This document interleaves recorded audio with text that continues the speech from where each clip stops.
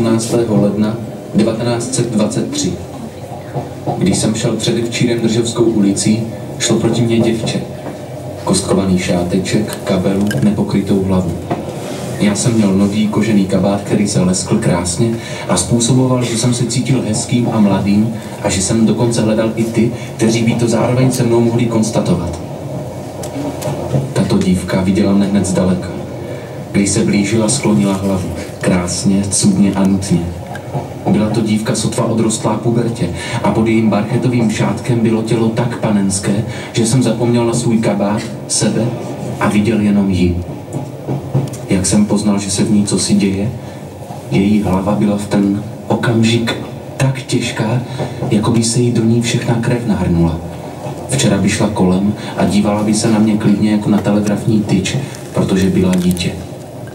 Dnes náhle poznala, že je na světě muž, protože ona je už dívka.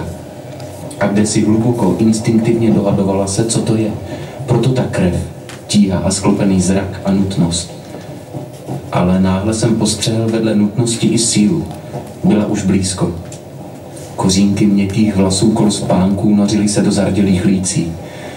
Jde kolem mě a zvedá hlavu. Strašné síly je zapotřebí, aby ji zvedla a podívá se na mě. Neboť to už si od počátku umíňovala, že to musí udělat. Rudá, s očima násilně rozevřenýma. Pozdrav tě, Bůh, děvče. Možná, že si ve mně uvidělo poprvé muže. Nechtě z tebe, dobrá bojovnice, neboť dnes si byla statečná. Na nebe koukáš, hrubý si v líci, oči ti doutrají pod zlatou kšticí a ruce, ty ruce, jako když se hlavu tě rozletí, hochu můj, co je ti?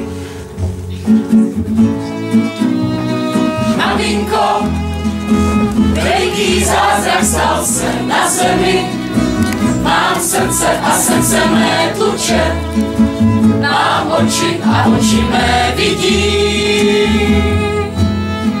Maminko, veliký zázrak stal se na zemi, mám srdce a srdce mé tluče, mám oči a oči mé vidí. Věřím v Boha a v lidi životné.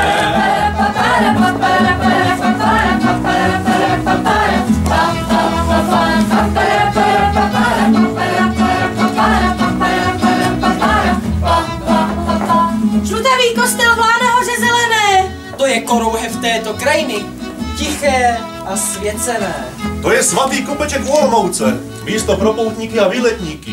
Osada dodávající dělníky továrně Kosmos a továrně na hřebíky. Pana Maria se zde zjevila a stále zjevuje se.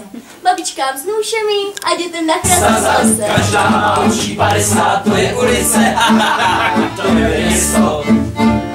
Pro bílou sněženku chlapče s cestou.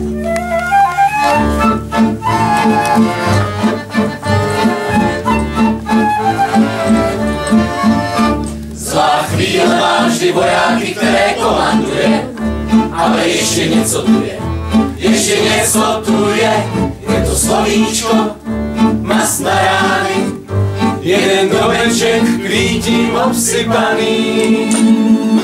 Maminko!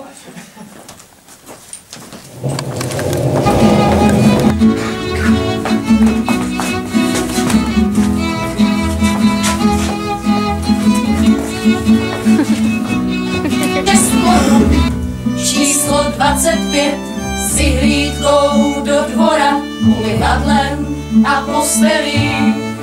Na rozklížené židli sedí a hledí jako ta stará pana, co mnoho viděla, nemilovala a nebyla milována. Ráno přijde už odpoledne, na postel sedne, ruce dá do klína a uzravě vzpomíná. Kdo by tak mohl z toho cizího města přijít a zadarmo usmát se na něho, říct něco dobrého, jasného, teplého. věci v tom pokoji viděli, že přes není všechno tak, jako si mysleli. že přes není všechno tak, jako si mysleli. Že přes není všechno tak, že přes není všechno tak, že přes není všechno tak, jako si mysleli. jako si mysleli. Jako si mysleli.